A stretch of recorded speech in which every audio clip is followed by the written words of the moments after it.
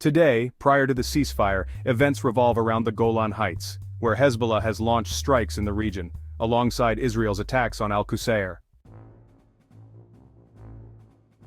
These strikes target bridges potentially used for weapons transfer between Syria and Hezbollah.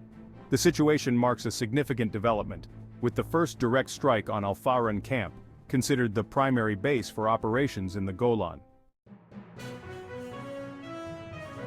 This attack underscores its strategic importance, as it serves not only the 210th Division but also plays a crucial role in broader Golan operations. The developments reflect a dynamic shift in the region's military strategies.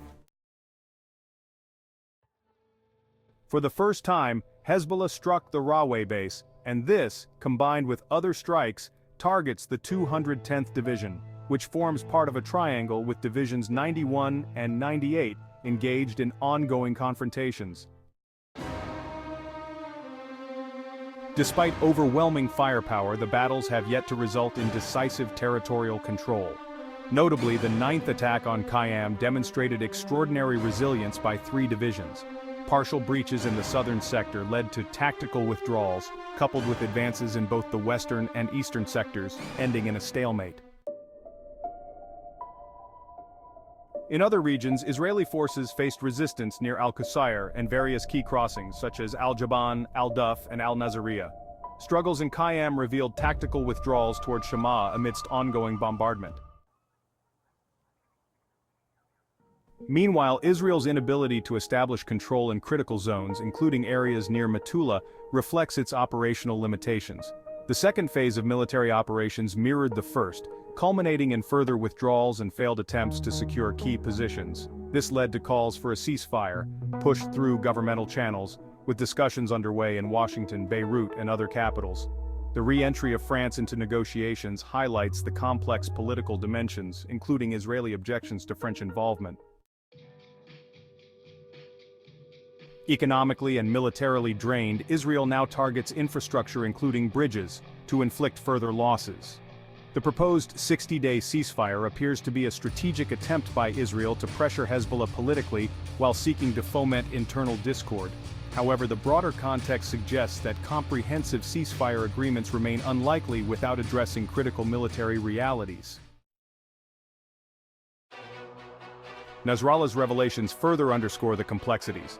The transfer of heavy artillery north of the Litani River suggests that any potential ground war south of the Litani would be highly challenging for Israel.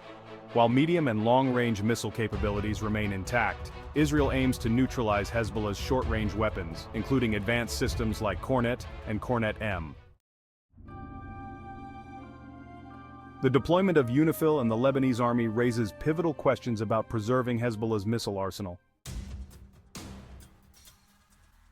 Domestically and internationally, figures like Katz and Samir Geagea, who advocated for Hezbollah's disarmament, have seen their strategies falter. This shift reflects a profound transformation in Israel's doctrine and significant developments within Lebanon. The apparent weakness of Israeli forces in the Golan marks a critical turning point. With air power remaining Israel's primary asset, its limitations against Hezbollah's strategic depth pose significant challenges, signaling a pivotal shift in the balance of power. Welcome to a new episode of Middle East Insights. The situation revolves around missile capabilities, including ground-to-ground missiles launched from Iraq, Syria, Yemen, Gaza, and especially southern Lebanon. Osama Hamdan referred to November 24th as one of God's glorious days, highlighting the strategic importance of missile power in reclaiming Arab rights. This demonstrates the exceptional role of missile capabilities as a strategic solution, contrasting with doctrines reliant on air power and conventional weapons. Today, warfare has shifted to rely on ground-launched missiles, as evidenced in battles like those in Qayyam and elsewhere. Notably, anti-tank missiles, such as the Kornet, have proven effective against tanks with armored vehicles and unarmored troop movements becoming risky ventures. The missile strikes against both infantry and elite forces demonstrated tactical success, with concentrated attacks in Kayam over 24 hours exposing the challenges of ground offensives, even with heavy aerial and artillery support. This tactical evolution has proven the effectiveness of missile strikes when coupled with entrenched elite forces.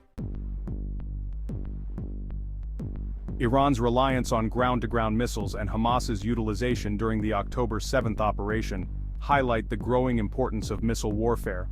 Similarly, during the Israeli-Lebanese war and subsequent ground offensives, missile battles emerged as decisive.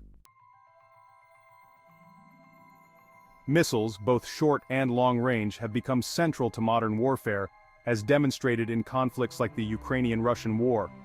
Despite the presence of strategic bombers such as the Tu-95 and Tu-160, Russia has increasingly relied on ground-launched hypersonic missiles like the Shahed-136 drones and Kinzhal systems to assert dominance.